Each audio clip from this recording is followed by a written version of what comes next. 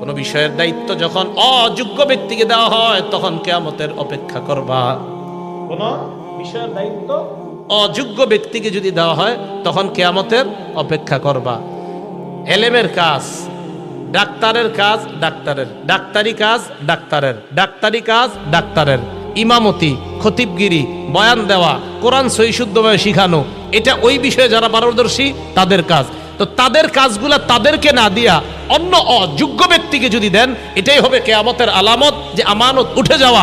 অথবা আলেমের দায়িত্ব যদি কোনো জাহেলকে দেন তো বুঝতে হবে কিয়ামত আর বেশি বাকি নেই।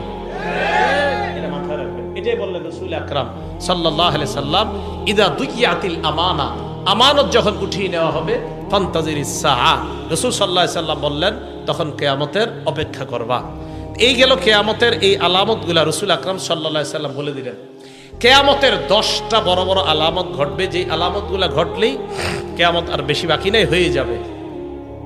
মুসলিম শরীফের 2901 নম্বর হাদিসের বর্ণনা, সাহাবারা বলেন, নাতাযাকারু মাসিহাদ দাজ্জাল, আমরা দাজ্জাল সম্পর্কে আলোচনা করতেছিলাম।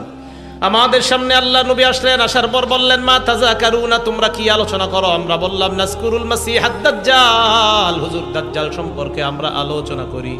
আল্লাহ নবী বললেন, শোনো তোমরা, লান তাকুমাস সাআ হাত্তা তারাউনা ক্বাবলাহা 10 আয়াত, 10টা আলামত দেখার আগে কিয়ামত হবে না। কয়টা আলামত? 1 নাম্বার আদ-দুখান, একটা ধোঁয়া বের হবে, এটার আগে কিয়ামত হবে না। 2 নাম্বার আদ-দাজ্জাল, দাজ্জাল নামে ভয়ঙ্কর একটা জিনিস দুনিয়াতে আসবে, এটার আগে কিয়ামত হবে না। 3 নাম্বার আদ-দাব্বা, সাফা মারওয়ার মাঝখান থেকে একটা প্রাণী বের হবে, ওই প্রাণীটা কথা বলবে মানুষের সাথে। আপনারা বলবে, আব্দুর রহমান ভাই কেমন আছেন? পিছনে তাকায় দেখবেন মানুষ না একটা প্রাণী কথা কয়। 4 নাম্বার ওয়াতুলু আশ-শামসি মিন মাগরিবিহা, সূর্য পশ্চিম দিক থেকে উঠবে।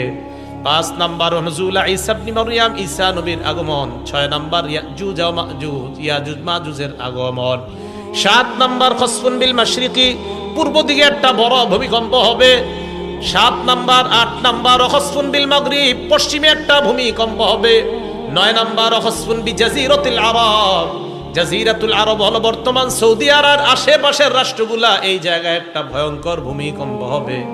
10 নাম্বার ওয়া আখিরু যালিকা নারুন তাহশুরুন নাস মিনাল মাশরিকি ইলাল মাহশার বা মিনাল ইয়ামানি ইলাল মাহশার তাতরুদুন নাস ইলাল মাহশার, সর্বশেষ একটা আগুন বের হবে, এই আগুনটা মানুষকে হাসরের ময়দানে উপস্থিত করবে।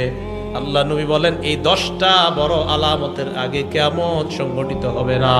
তাহলে এই আলামতগুলোর মধ্যে ভয়ঙ্কর সবচেয়ে যে আলামতটা হবে, এটার নাম হলো দাজ্জাল। বলেন তো এটার নাম কি? দাজ্জাল।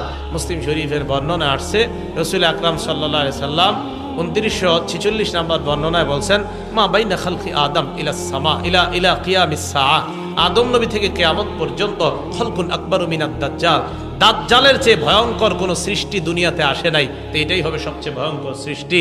তো কিয়ামতের আলামতগুলার যেইগুলা বর্তমানে বলা হচ্ছে, জিনা, ব্যভিচার ইত্যাদি বেড়ে যাওয়া, এই গুনাহগুলা থেকে আমরা বেঁচে থাকা, আর বড় বড় আলামতগুলা আসবে, ওই সময়ের জন্য দোয়া করা, আল্লাহ আমাদের আত্মীয় স্বজন যারা বেঁচে থাকবে তারা যেন ঈমানের উপর বেঁচে থাকতে পারে, এই দোয়া